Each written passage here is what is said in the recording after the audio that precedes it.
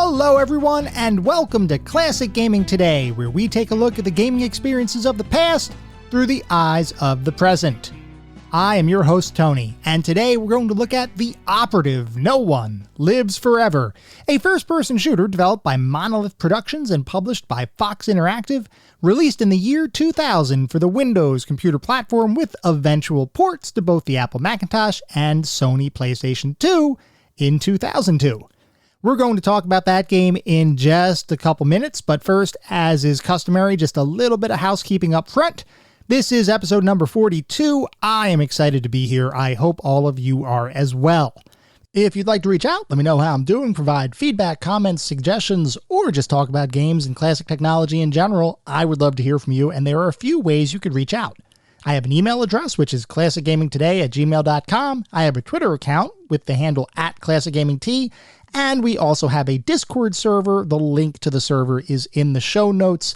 That's probably the best place to interact because that's a pretty active area, a lot more active than what we see on Twitter and on email. So I'm out there pretty much every single day along with a bunch of other people from the community. So if you feel so inclined, that's probably the best place to start the discussion. For anyone who may be new, welcome. I do just want to give a brief overview of the anatomy of an episode because, for the most part, we follow a very similar format and structure for every single episode that we do. We always start by talking about the history of the game in question, the historical context. Where does it sit in the overall history of video and computer gaming?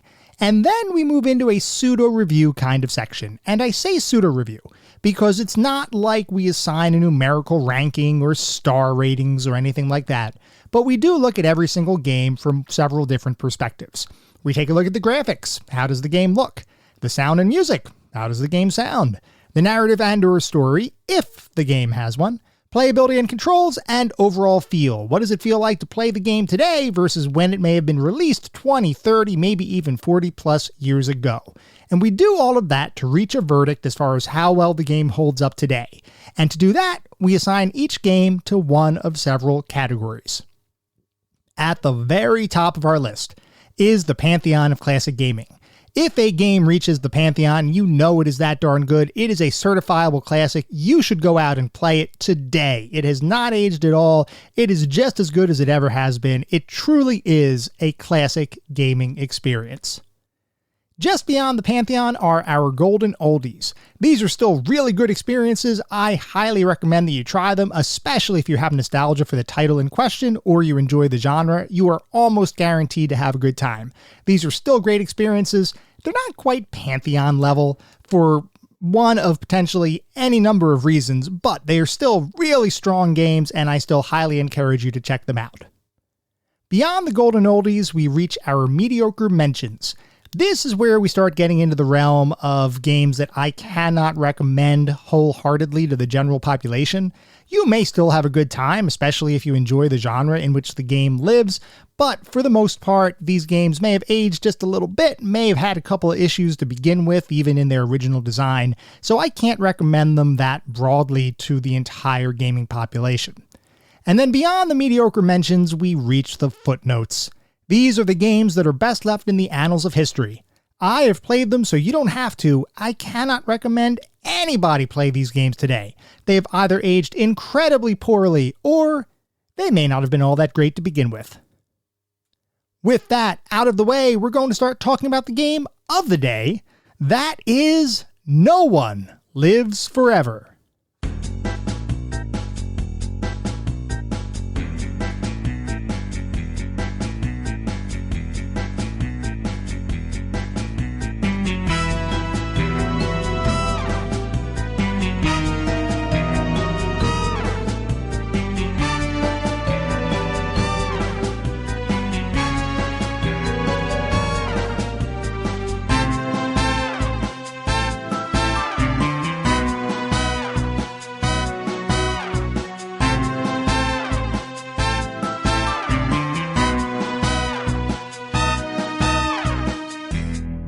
The Operative, No One Lives Forever, or as it's commonly known, No One Lives Forever, is a first-person shooter that was developed by Monolith Productions and published by Fox Interactive back in the year 2000 for the Windows computer platform with a couple of other ports that would follow a couple years later.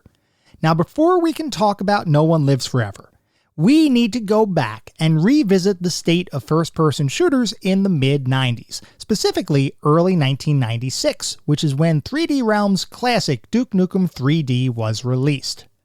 Longtime listeners may recall that we did an episode devoted exclusively to Duke Nukem 3D several months ago. For those who may not have listened to that one though, I want to give a very brief recap so that we're all starting from the same frame of reference. Duke Nukem 3D was designed and developed by 3D Realms, a company that began its existence as Apogee Software, which was a computer game publisher and pioneer of the shareware model for software distribution. Apogee Software was responsible for publishing a number of early first-person shooter titles, with perhaps its most notable release being id Software's Wolfenstein 3D, which was of course the proverbial grandfather of the first-person shooter genre. Eventually, Apogee Software decided to begin developing their own titles, rather than simply publishing other developers' games. While the company would work on a variety of internal titles in the early 90s, focus began to shift as three-dimensional technology started to become more prominent in computer games. Now remember, when I say three-dimensional technology, we're talking early 90s three-dimensional technology. We're still before the concept of 3D acceleration was even a thing yet. But that didn't stop development teams from beginning to explore creating their worlds using 3D, or perhaps more accurately, pseudo-3D graphics. With the push to 3D technology, Apogee Software decided to rebrand itself as 3D Realms, an indicator that the company was now going to be focused exclusively on creating three-dimensional experiences for gamers all around the world. And as 3D Realms, the team decided that one of their first projects was going to be a first-person shooter, utilizing a character they originally created as a two-dimensional side-scrolling action game, similar in some ways to id Software's Commander Keen series. Of course, that character was Duke Nukem, and the first-person shooter that 3D Realms would eventually create was Duke Nukem 3D. Duke Nukem 3D was immensely popular, and it was designed to provide an advanced first-person shooter experience, especially compared to id Software's mega juggernaut Doom, which was pretty much the leader in the first-person shooter market, at least at this time.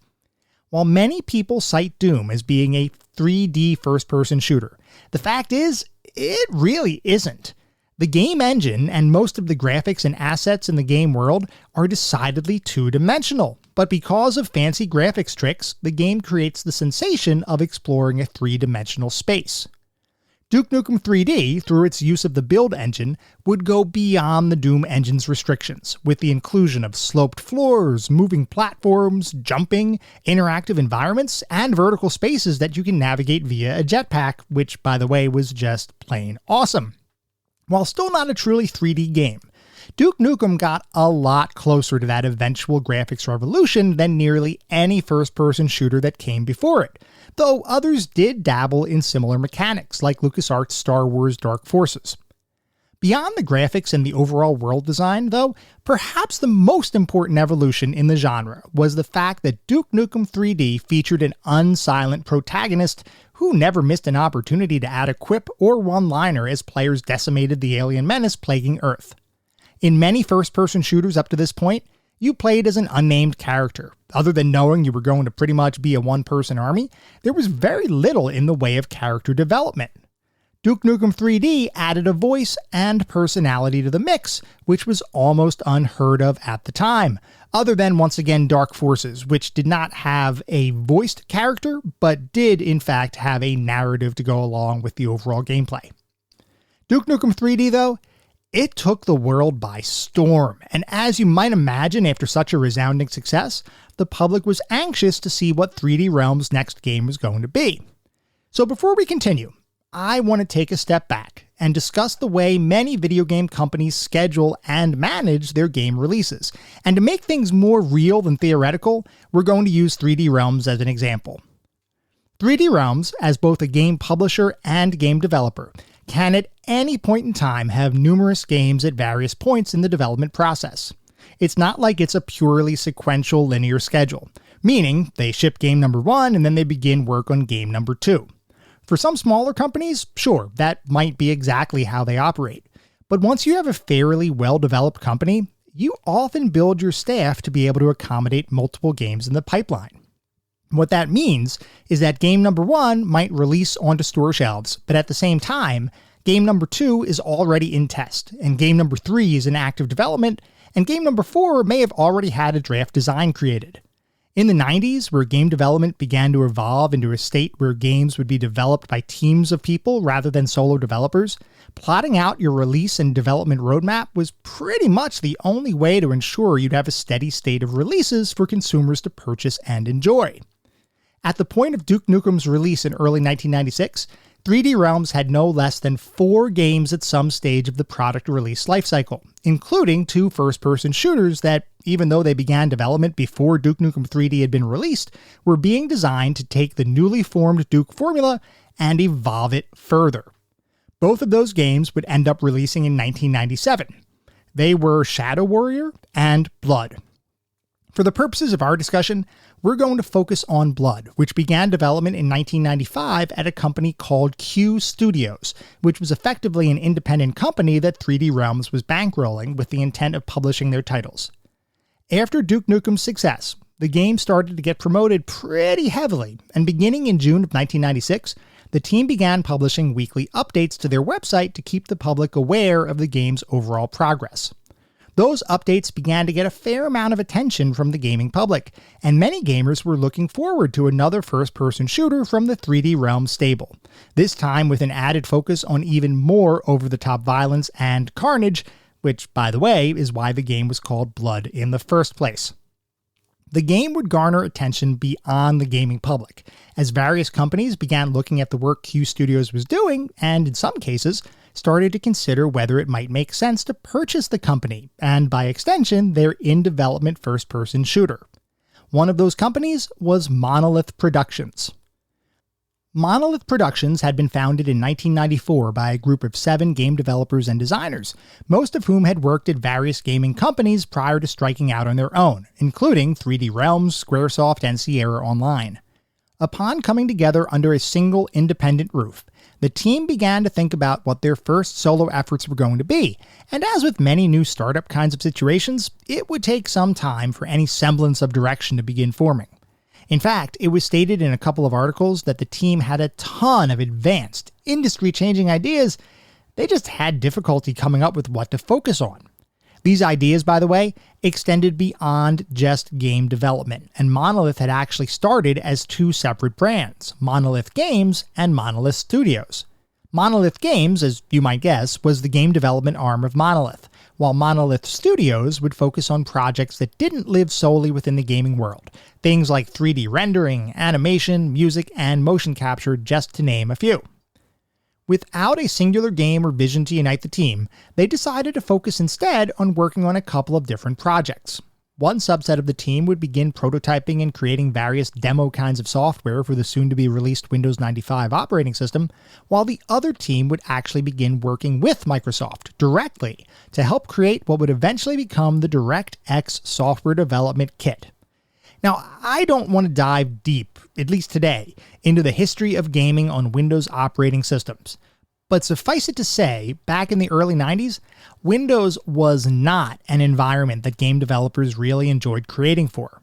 At the time, MS-DOS was pretty much the operating system of choice, with game developers having the ability to control nearly all facets of a game and its ability to interface with a given computer's hardware. Windows, however, created an abstraction between the computer's hardware and software, which took some of that control away from game developers and, at the same time, led to software incompatibilities and generally poorer performance than DOS-based titles. Windows 95 was intended to change that landscape by embedding gaming support directly into the operating system, unlike Windows 3.1, which was designed pretty much exclusively for productivity. As the release of Windows 95 started to get closer, Microsoft sent out a survey to a number of high-profile developers to help gauge interest in porting their titles, or even perhaps developing titles exclusively for the Windows 95 platform. The general response to those surveys was not good. Developers recalled very vividly the messy situation around Windows 3.1 game support, and they assumed that Windows 95 would be no different. After receiving that negative feedback, the team decided to focus on creating a way to make it easier for developers to create games for the Windows operating system. Rather than needing to manage hardware access directly, what if developers could use a fully featured and integrated software development kit that was 100% compatible with Windows and, by extension, would effectively do that low-level work for them? Rather than having to worry about developing for a bunch of different proprietary hardware platforms, what if they could develop for a single software platform that would ensure full compatibility across a wide variety of hardware configurations, with the only requirement being that the system had to be running Windows 95? Those questions, and the expectation that developers would migrate to the new operating system if the process was made more seamless and stable, are what led the team to begin developing DirectX. DirectX is an all-inclusive software development kit that allows developers to write their code for that platform and ensure that it would be able to execute on any number of computer systems and hardware configurations, assuming, that is, that a computer's hardware is compatible with DirectX in general. Consisting of various libraries supporting sound, graphics, network play, and player controls, among others, DirectX was intended to make it simple, so to speak, for developers to create titles for Windows, all the while ensuring that performance remained as good, if not better, than the DOS titles that had come before them. While the reality of the situation is that it took some time before Windows would catch up to DOS from a gaming perspective, these early efforts did in fact sway a number of developers to jump on the Windows bandwagon, with perhaps the most interesting story centering on the port of id Software's Doom. Microsoft, in an effort to encourage developers to come to their platform, came up with a number of different ways to sweeten the pot. For id Software, Microsoft reached out to John Carmack, who was the main programmer for the Doom engine, and asked if he'd be agreeable supporting a port of Doom to the Windows 95 platform, assuming Microsoft did all the work and id Software retained all of the publishing rights. That sounded pretty much like a no-brainer, so Carmack accepted the deal, and the port began getting worked under the leadership of Microsoft employee Gabe Newell. Yes, the same Gabe Newell who in a couple years would leave the company to form Valve. If it weren't for Gabe Newell, we wouldn't have had Doom on Windows 95, and we wouldn't have seen Bill Gates star in a Doom promotional video, which, by the way, you absolutely should look up and watch. It's readily available on YouTube, and it is kinda awesome. Anyway, as part of the DirectX development effort, Microsoft contracted with Monolith to develop an additional library for the tool to be known as DirectEngine. The thought was, beyond just providing routines for handling sounds, graphics, and things like that, Microsoft would provide an embedded three-dimensional engine as well that developers could use, thereby once again cutting down the barrier to entry for developing titles on Windows 95. As we've talked about on earlier episodes of the podcast, developing a game engine is often a daunting task, and in the early to mid-90s, there were really only two major first-person shooter engines on the market. There was id Software's LithTech engine, which is what powered all of their first-person shooters, and the Build engine, which 3D Realms used for Duke Nukem 3D and was also using for Shadow Warrior and Blood. DirectEngine would enable any developer working in the Windows ecosystem to have a fully featured three-dimensional engine for use in their projects without having to worry about licensing technology from other developers or having to code an engine themselves. Ultimately, the DirectEngine concept would fail to materialize, and Microsoft would seek to abandon the project. Monolith, however, saw value in the work they had accomplished to date and decided to purchase the intellectual property associated with DirectEngine for use in their own in-house 3D engine, which would be rechristened as LithTech. More on that one in a little bit. As mentioned, outside of that DirectX development, Monolith spent a good portion of their staff and time working on various ideas and demos that would hopefully, eventually materialize into full-fledged gaming experiences. In late 1996, though, an opportunity would present itself. Like we talked about, 3D Realms had two major projects in the works following Duke Nukem 3D's release. One was Shadow Warrior, which was being developed in-house, and the other was Blood, which was being developed by Q Studios while being bankrolled by 3D Realms. 3D Realms was quickly realizing that coordinating both games was going to be a challenge, so they decided to seek other companies to effectively purchase Q Studios and take over the management of Blood, leaving 3D Realms to focus exclusively on Shadow Warrior. Monolith heard of this opportunity, and in late 1996 purchased Q Studios, eventually purchasing the full intellectual property and rights to all Blood-related assets in January of 1997. So at this point, 3D Realms was effectively no longer affiliated with Blood, with Monolith assuming full ownership of the property. Under that new ownership, Blood would release to the public as a shareware episode in March of 1997, with a full release coming just a couple months later in May. Blood would represent Monolith's first complete game released to market, albeit with the footnote that the release was due to acquisition rather than internal development. Critical and player response to Blood was overall positive, and it didn't take long before talk began of creating a sequel, built entirely in-house at Monolith. At the same time, Monolith began looking at other potential ideas for internally developed games, and all of that discussion and exploration would eventually coalesce around two projects: Blood 2, which would be a direct sequel to Blood, and Shogo Mobile Armor Division, a first-person shooter that also mixed in anime mech combat, albeit still in a traditional first-person shooter perspective and framework. Both games would enter into full-fledged development in 1997, and would be the first two titles to utilize Monolith's new LithTech 3D engine, which, like we talked about, had evolved from the direct engine effort the team had been working with Microsoft on.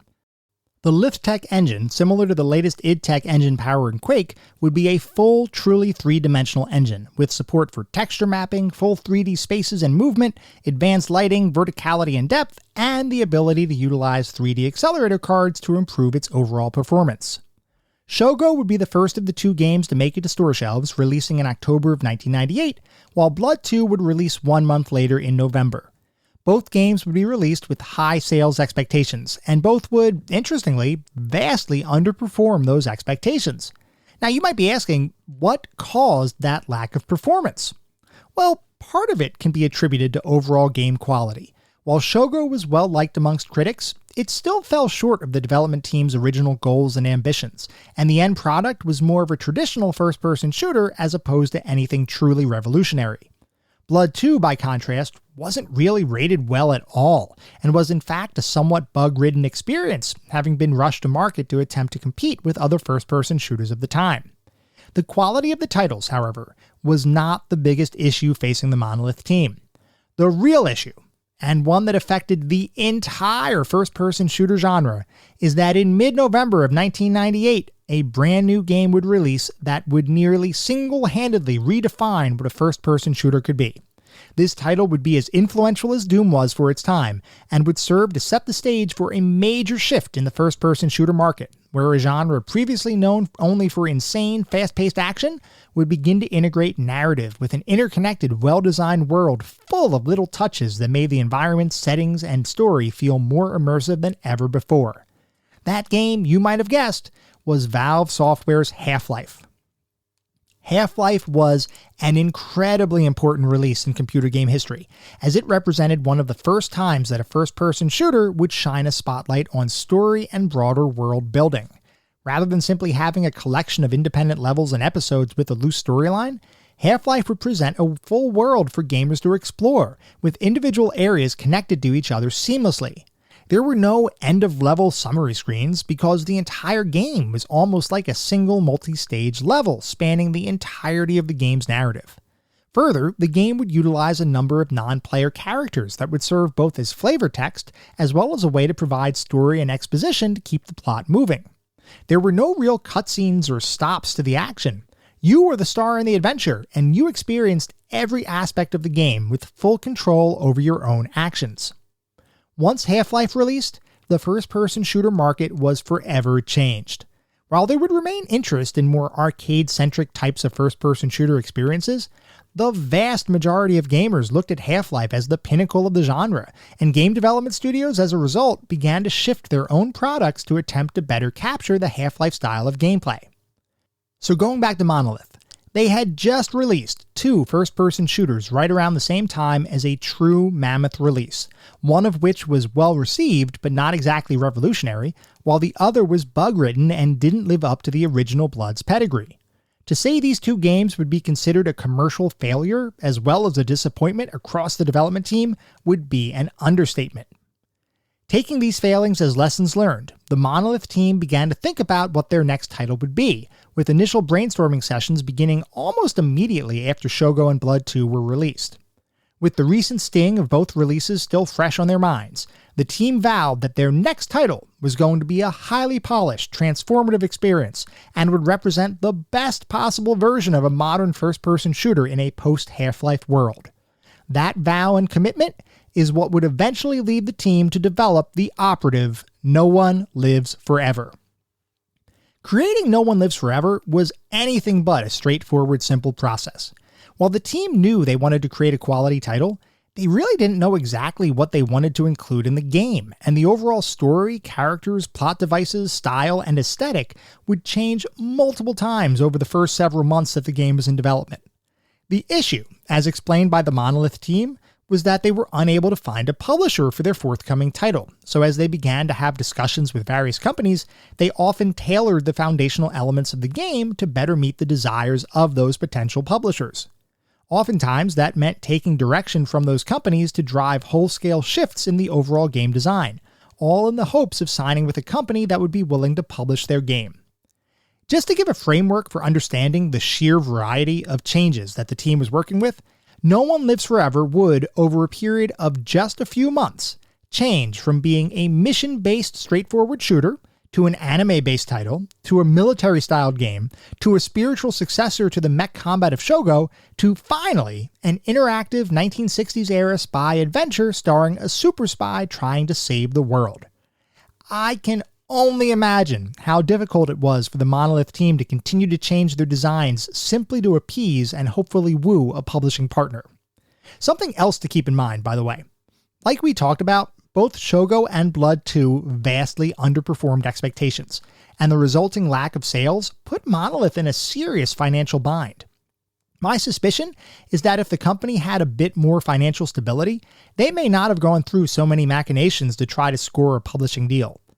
But they were facing true financial hardship, and one account says that prior to finally landing on the Super Spy concept and signing with Fox Interactive as the publisher for the title, Monolith was literally on the verge of going out of business.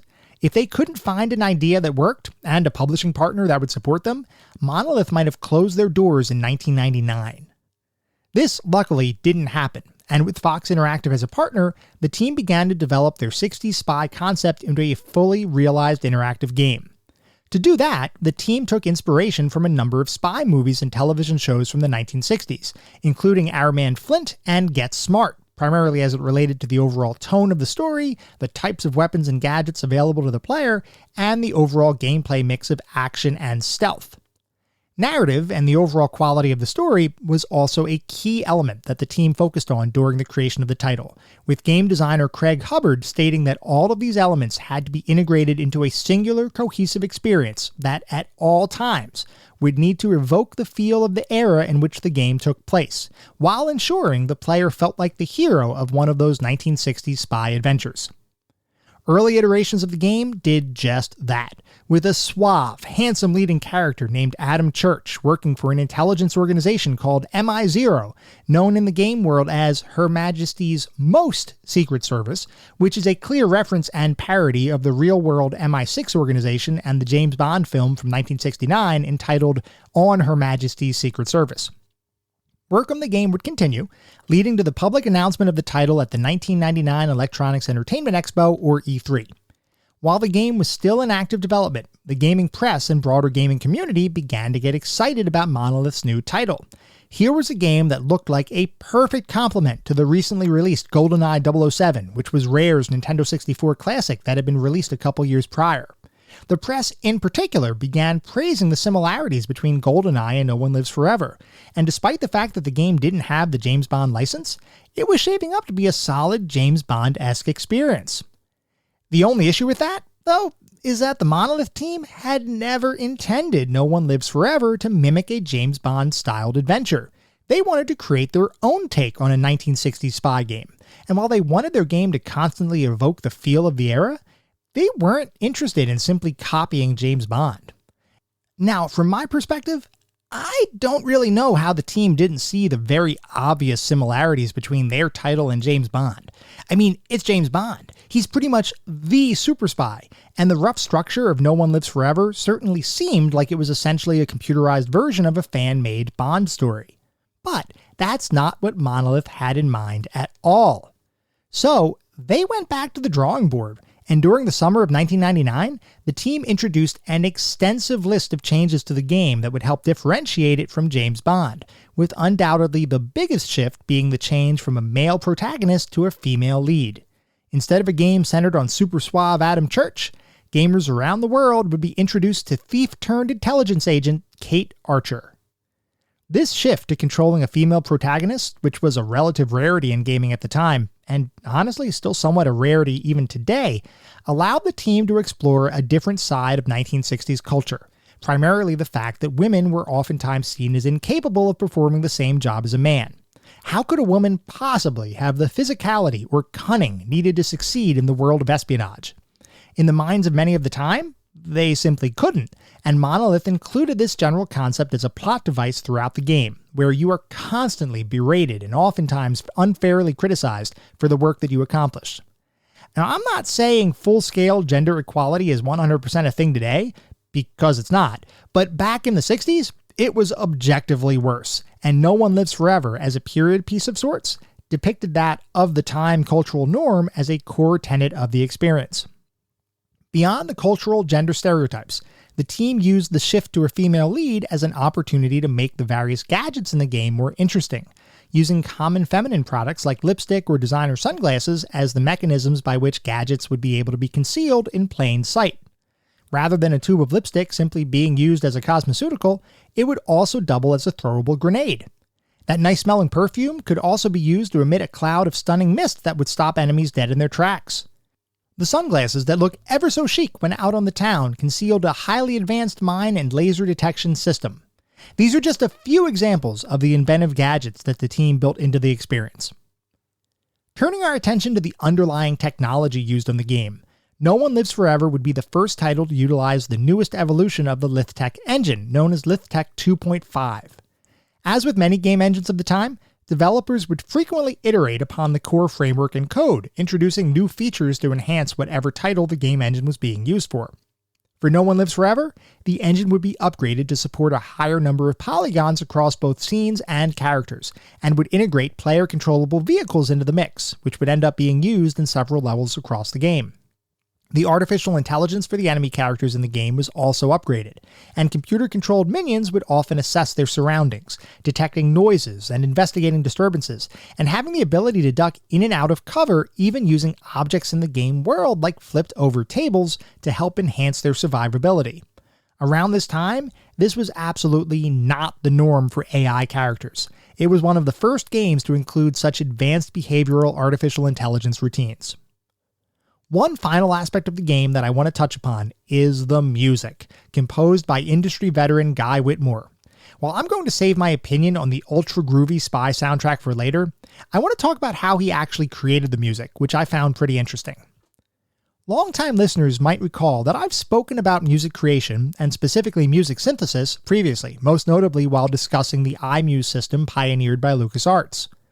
I don't intend to dive back into iMuse itself today, but what I do want to talk about is the concept of an adaptive score, which is effectively what systems like iMuse enable.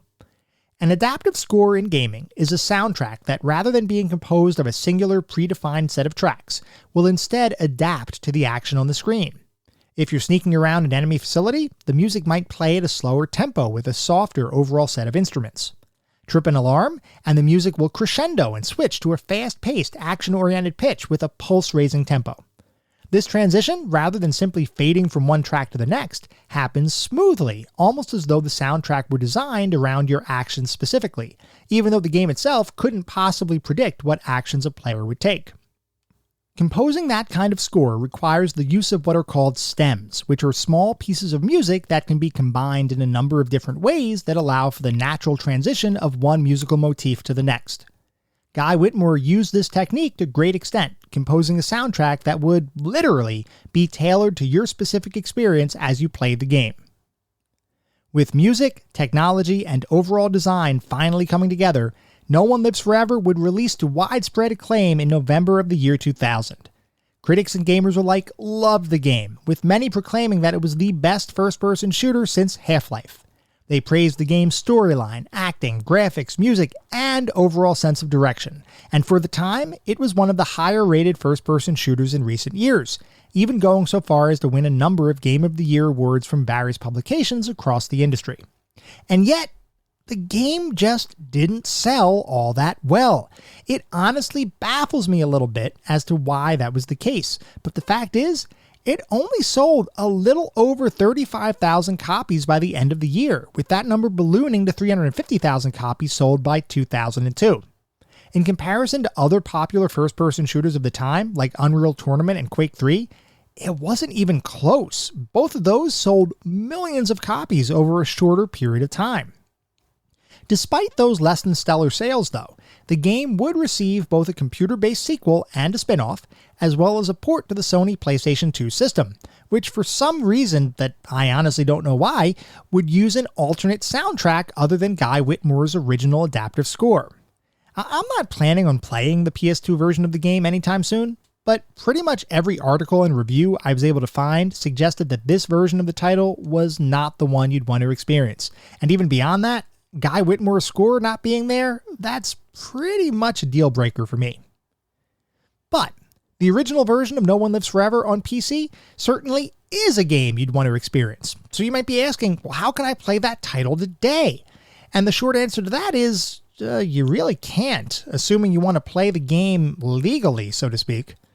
This is one of those situations where the intellectual property and the overall rights to the game are stuck in a bunch of legal red tape involving numerous companies that have acquired bits and pieces of other companies over the years, so much so that there doesn't appear to be anyone that truly knows who owns the right to the game. And with that uncertainty, no company is willing to take a chance at standing up and saying, sure, here's the license, when there's a very real chance that some other company might stand up and say, nice try, I'm going to sue you now.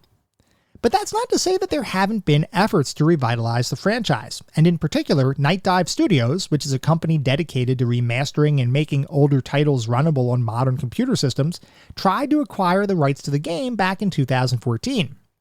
Unfortunately, despite having access to the source code, they could not work through all of the legal issues, and the project had to be abandoned. Today, that leaves individuals two choices for playing the game. Either purchase a physical copy of the game via a reseller, or download a copy of the game from somewhere on the internet.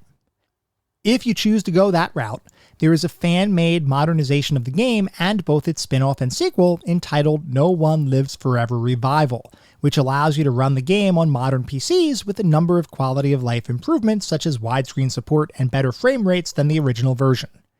It's certainly a legal gray area if you decide to go that route, but the fact is, there's not many other options available if you want to play the game. While No One Lives Forever might not be readily available today, and its legacy is partly affected by its limited availability, the company behind the title, Monolith, would go on to become a very successful game development company, with such titles as the Fear series and more recently Shadow of Mordor and Shadow of War being resounding successes for the team. Their LithTech engine would similarly enjoy success throughout the years, as the company would license the underlying technology to other developers looking to make their games using a proven framework. It may not be as popular as Unity or the Unreal engines, but it is still in use, even today. The fact that No One Lives Forever has been relegated to history is a travesty. This is quite possibly one of the more underrated titles in gaming history, and making it even worse is the fact that it is literally unavailable in any legal capacity today. My hope is that one day we're all able to live in a world where we can experience No One Lives Forever free from the stigma of questionable downloads or marked up resale prices. But until that time, we can only work with what we have. Regardless, the Operative No One Lives Forever is certainly a title that deserves to be remembered. It may not have been a commercial success, but that in no way minimizes the significance or the quality of the experience.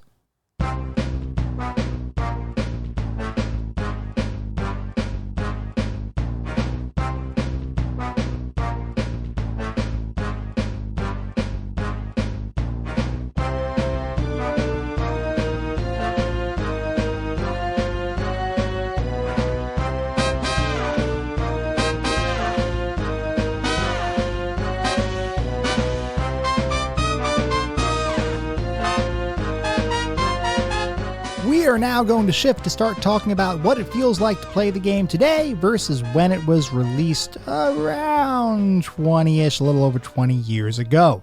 So just to refresh everybody's memory, No One Lives Forever is a first-person shooter that was released in the year 2000.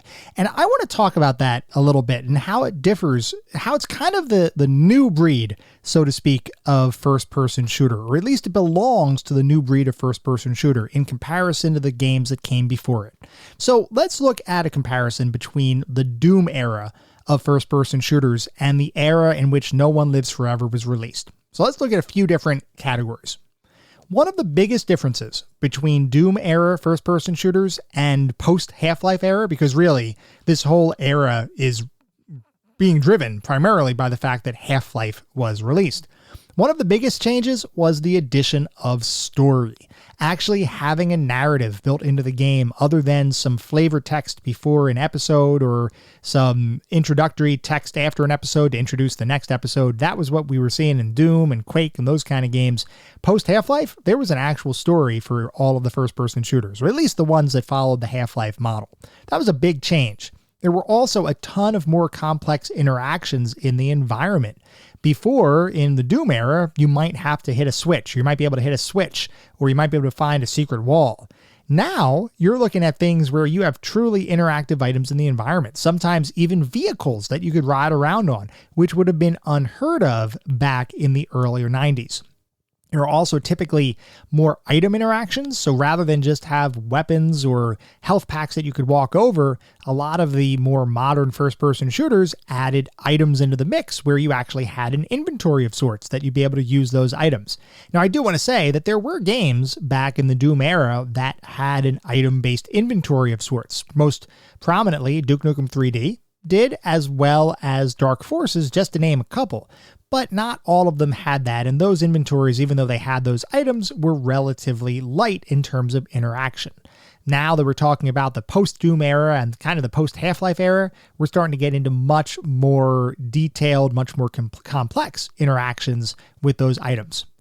Another big change was the enemy artificial intelligence, where rather than just have a bunch of semi-mindless enemies that would gang up on you, now you had enemies that could actually work together. They might actually manipulate the environment that they're in order to get an advantage or to achieve an advantage over you as the player.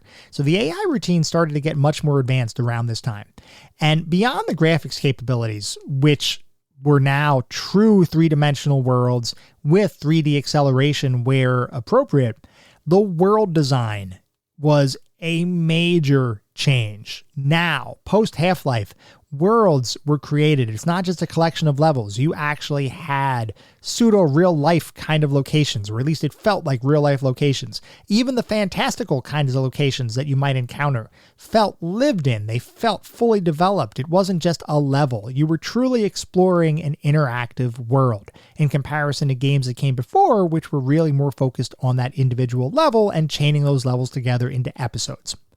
A couple of other items to mention, just this is more control centric. Now, post Half-Life, you have native mouse look in pretty much every single first-person shooter. Back with Doom and Doom era games, a lot of times you would be controlling your character using purely a keyboard, or if you were using a mouse, you didn't really have mouse look because mouse look isn't really all that usable unless you're in a true three-dimensional space. And then beyond that, you also have the modern control scheme of the WASD on the keyboard in order to move your character around, and modern controls around strafing and turning and all that good stuff. So pretty much post Half-Life, once Half-Life came out, and like I said, there were some first-person shooters even before Half-Life that were dabbling in some of these elements. But post Half-Life, every first-person shooter that was being made, for the most part, people were trying to get on that bandwagon. People were trying to mimic and copy and evolve even the state of what Half-Life was able to introduce. So, with that comparison out of the way, let's talk about No One Lives Forever. So No One Lives Forever is a period piece, so to speak, meant to embody and evoke the 1960s spy adventure kind of culture. And every aspect of the game, literally every aspect of the game, is steeped in that culture. From the design of the characters, to the music, to the writing. It is an incredibly immersive experience. And the game sets itself apart from other first-person shooters of the time in a variety of ways. So let's talk through each of those ways that it kind of elevates the bar, so to speak. Let's talk first about the world and level diversity. I will say that No One Lives Forever doesn't have quite as interconnected of a world as Half-Life, in that the world doesn't feel 100% seamless, and there are very distinct levels in the game. Each level, so to speak, is split up into multiple scenes, and scenes can vary wildly in terms of goals, environments, and setting. For the most part, though, each collection of scenes that make up a level are pretty well integrated with each other. And speaking of scenes, even though they are effectively smaller parts of an overall level, I wouldn't think of them as small. You might hear the word scene and think, oh, well, that's just like a bite-sized piece of a level. No, each scene is pretty much the same as a level in any other game. And with over 60 scenes in the game, there is a ton of gameplay to be had here. Scenes and levels throughout the game have a ton of variety, and they are all very much influenced by the kinds of scenes you might see in a spy movie. For example, stuck on a hijacked airplane with the only way off being to parachute out? Check, we got that. Escaping a sinking ship? Yep, got that too. On board a train with a bunch of bad guys that you have to fight your way through only to escape by decoupling one of the train cars from the rest of the train? Yeah, that's there too. You know, I could go on, but I won't because you get the point. There are a number of levels that in many games would be considered set pieces. In here, they're just integrated into the vast expanse of the game's levels. Beyond the world and level diversity, the overall narrative structure of the game is also unique. As the game plays out, you'll encounter cutscenes interspersed between various levels, and all of those cutscenes are designed to be cinematic, using framing and camera techniques that were most often seen in cinema as opposed to video games. In between levels, you'll also be introduced to the game's variety of gadgets, weapons, and vehicles, giving you a chance to try out your arsenal before being asked to use them in a mission setting. Gadgets, by the way, are a major distinguishing characteristic of the game, as is the mission loadout option at the beginning of each level. Rather than simply needing to scrounge weapons around each level, which you can do, you can also pick from any gadget or weapon that you've unlocked to better prepare for each mission.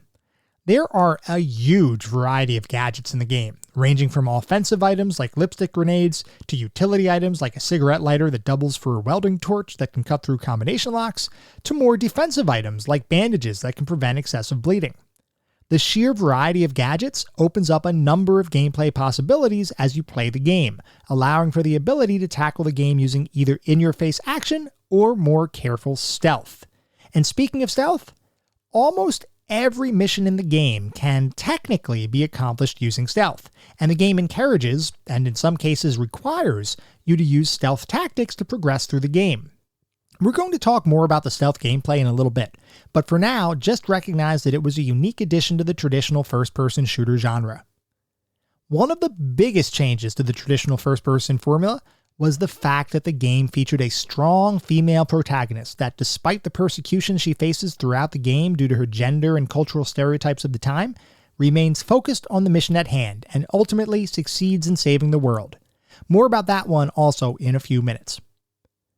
So before we move on to talk about the more specific aspects of the game like graphics, sound, and narrative, I do want to take a look at what the back of the box says, because as you all know, I love looking at the back of the box.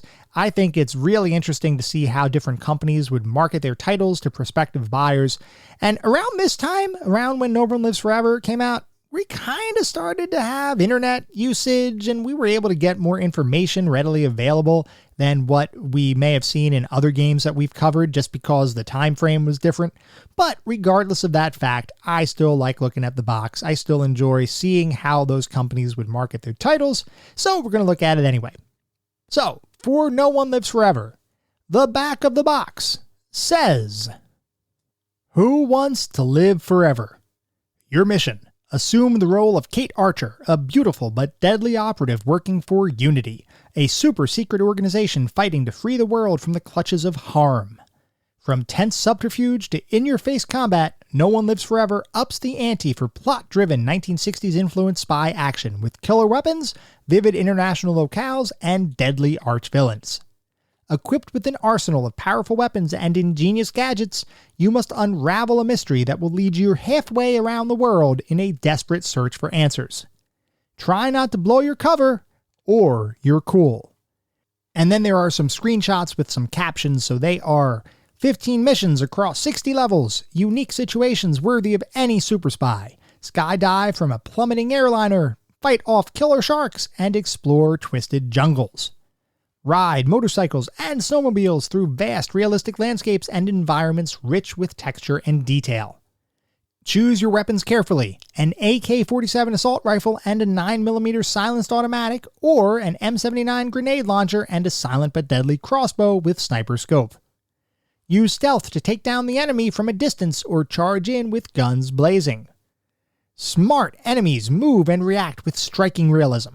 Watch them seek cover, respond to suspicious sounds, or launch coordinated attacks. Multiplayer for up to 16 players. Take your chances in an all-or-nothing good versus evil multiplayer game, or go head-to-head in deathmatch mode. Choose from over 30 different characters. And finally, featuring LithTech 2.5 3D game operating system. So that is the back of the box for the Operative No One Lives Forever. And it sounds pretty darn great, if you ask me. And I did buy the game when it first came out back in the year 2000, and I did enjoy it at the time. We're going to talk about how it feels to play today as we move into the pseudo-review kind of section. So let's start by talking about the game's graphics.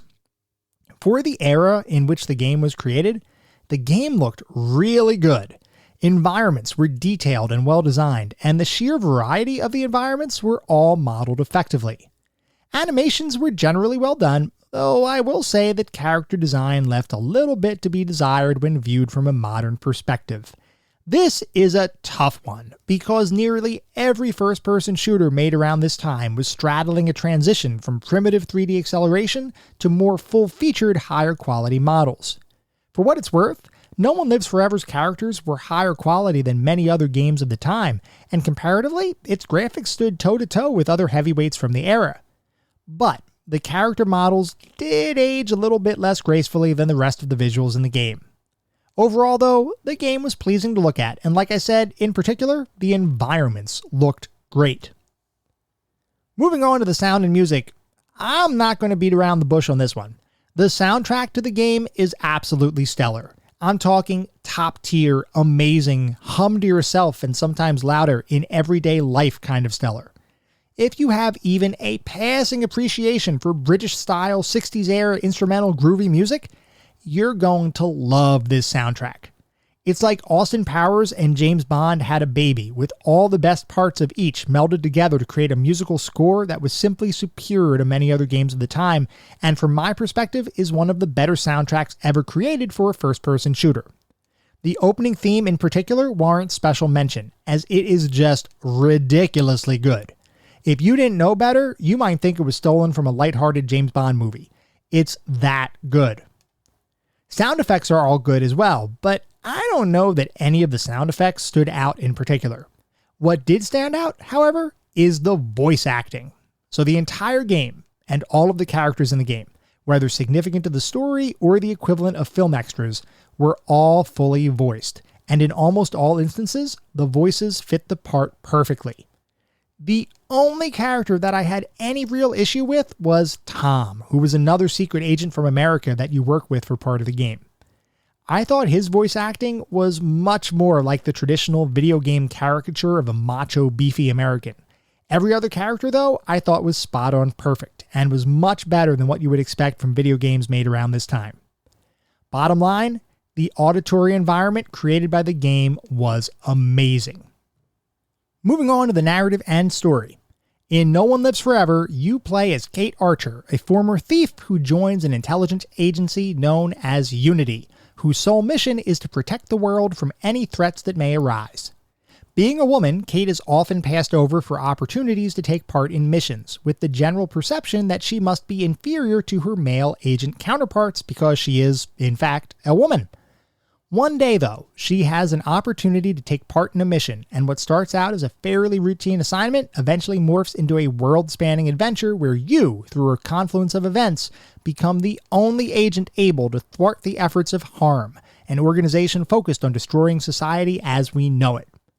Through a number of twists and turns, you work your way through over 60 scenes, encounter a number of villains, take part in a series of set-piece moments that could easily be included in any Bond film, and eventually, hopefully, save the world from disaster.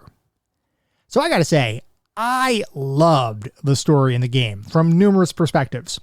First of all, the overall story itself, high level, was pretty much perfect for this kind of first-person shooter experience. I loved playing as a spy with a bunch of weapons and gadgets that I could use as I saw fit to help me progress my mission, and the story and cutscenes all led to a satisfying conclusion by the time all was said and done. What I may have loved even more, though, was Kate's character progression, and the realization by other characters that at the end of the game, Kate was just as capable as any other agent in Unity. Now, I'm not looking at this purely from the perspective of gender equality in gaming. I'm more looking at it as just a deeply satisfying character arc, and one that I think the team executed flawlessly. I also have to say, the writing in the game was great, and there were some truly funny dialogue exchanges between characters in the game, a number of which were simply incidental conversations that could be entirely missed or skipped if you're trying to move through the level quickly. If you stop to smell the roses, though, you're going to hear some dialogue that rivals films like Austin Powers in their comedic delivery. Truly, this isn't one of those, oh yeah, that game is funny kind of situation. This is legitimate comedy done well. Overall, I thought the narrative, story, and writing all were amazing. Moving on to the playability and controls. The game controls exactly like you would expect a modern first-person shooter to control, with mouse look for shooting and looking around your environment, and the keyboard used for navigating around the game world and interacting with various objects in that world.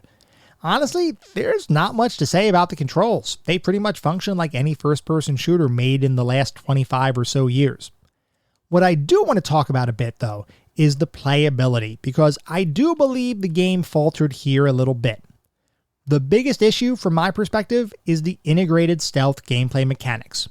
So to take a step back, and we mentioned this already, each level in the game allows you to tackle its challenges via either a straightforward run and gun approach or a more tactical stealthy approach.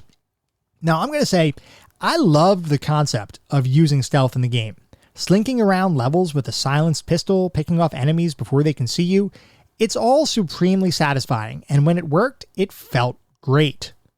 The issue is, at least for me, stealth failed me more times than it was successful. I don't know if this was a factor of my gameplay style or if the game just didn't execute stealth as well as I would have liked, but there were a number of times where I honestly didn't know why a given action would either break my stealth approach, or even conversely, why a given action wouldn't break my stealth approach. So let me explain on this one. There are some levels that, by default, you start out without anyone noticing you, and you're encouraged to remain in the shadows, so to speak, to avoid detection. In some parts of those levels, I tried to shoot enemies with a silenced weapon, only to have enemies from several rooms over charge at me and activate a level-wide alarm. In other instances, I shot several enemies with an AK-47 machine gun, and enemies in the next room over were none the wiser. So I don't know what was going on there. I guess the best way to describe it is that it's just inconsistent. And because I couldn't rely on stealth to be effective, I ended up playing most levels like a traditional run-and-gun first-person shooter. That gameplay, by the way, the whole run-and-gun kind of first-person shooter gameplay, that held up really well. But I wanted to like stealth way more than I did. Also, even if you tried to utilize stealth and were somewhat effective, many levels had a level-wide alarm that in some cases couldn't be deactivated, or at least I couldn't figure out how to deactivate them. So what that meant was that you couldn't re-enter stealth after the immediate threat passed. You were stuck playing in action mode, and that was pretty much all you would have to do, or all you could do for the rest of that level. There is one aspect of the game, however, where this totally falls apart, and that is the collection of levels where you have to avoid contact altogether, otherwise you fail the mission immediately. I honestly did not care too much for those missions, mainly because, like I mentioned, the stealth was pretty inconsistent, and I felt like I failed a number of times for reasons that really weren't my fault. Other than the stealth mechanics, the one other mechanic that I wasn't particularly fond of was the fact that within a given collection of scenes, you had no way to replenish your actual hit points. Now granted, there is a body armor system in the game, and body armor pickups are readily available throughout pretty much every level. The issue, though, is that sometimes you get hit with bullets that bypass your armor, causing your health to dwindle. And if your health reaches 0, it's game over, which is pretty much what you would expect. From my perspective, I would have rather had an in-game way of replenishing your hit points, especially because some levels or scene collections are quite long, and if you get into trouble early on, it's entirely possible for you to die even with the full complement of body armor covering your body. It's not a huge issue, but it is one that introduced some friction to the experience, and I wish they had taken a different design approach to that aspect of the game. My general advice as it relates to both the health issue as well as the stealth gameplay design is to save often. There's no penalty for saving your game, and you can do so at any point, so it behooves you to keep your progress up to date. Otherwise, you run the risk of having to restart from a prior checkpoint, which pretty much means the beginning of the level you're on. Otherwise, though, the game controls fine. It's just that some of the design decisions I personally disagreed with. So overall, how did it feel? Bottom line, overall the game feels amazing to play. The combination of everything from the graphics to the sound and ridiculously cool soundtrack to the writing and overall narrative, all of it adds up to an experience that is, for the most part, a joy to play. I already covered my major issues with the game a few minutes ago, so I'm not going to rehash them here. But what I will say, though, is that the game effectively creates the sensation of being a spy in the 1960s, and it is an experience I genuinely enjoyed nearly from start to finish. So, what is our verdict? Where does No One Lives Forever fit within our context of classic games? I'm going to start off by saying No One Lives Forever is criminally underrated. This was truly an amazing experience with nearly every aspect of the game putting a smile on my face. It was not perfect, and it's not without its faults, but taken as a total package, I truly believe this is one of the better first-person shooters, and perhaps just overall games, created in the last 30 years. It is that good. And the fact that it isn't available today in any easily accessible, purchasable format is a shame, and I truly wish there was a way to work through the legal issues preventing its broader release, and stymieing any chance of a remaster, or even better, a full-scale remake. Regardless though, this is a game that has stood the test of time and remains an engaging, fun experience even today.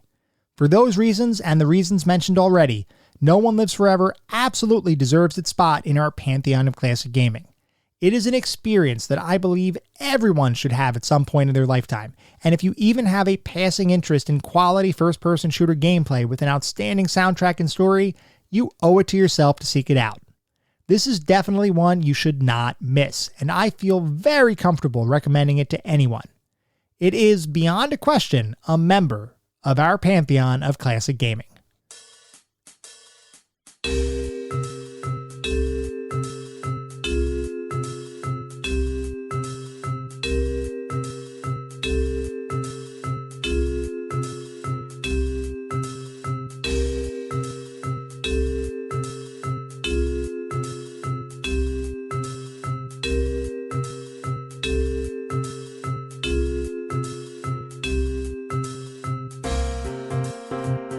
That was our episode on the Operative No One Lives Forever. I hope you all enjoyed listening to it as much as I enjoyed creating it. If you'd like to reach out, let me know how I'm doing, provide feedback, comments, suggestions, recommendations, or just talk about classic games and technology in general, I would love to hear from you, and there are a few ways you could reach out. I have an email address, which is classicgamingtoday@gmail.com. I have a Twitter account with the handle @classicgamingt, and we also have a Discord server with the link in the show notes below. We're having tons of great discussions out on Discord. That's probably the best way to interact with me, as well as the rest of the community around this podcast. We have a game of the month going on, which is Toonstruck for July, which will be coming up at the end of the month, an episode on that. I also have the next 8 or so episode roadmap posted out there. So if anybody really wants to get engaged with the podcast, Discord is the place to be. Once again, that link is in the show notes.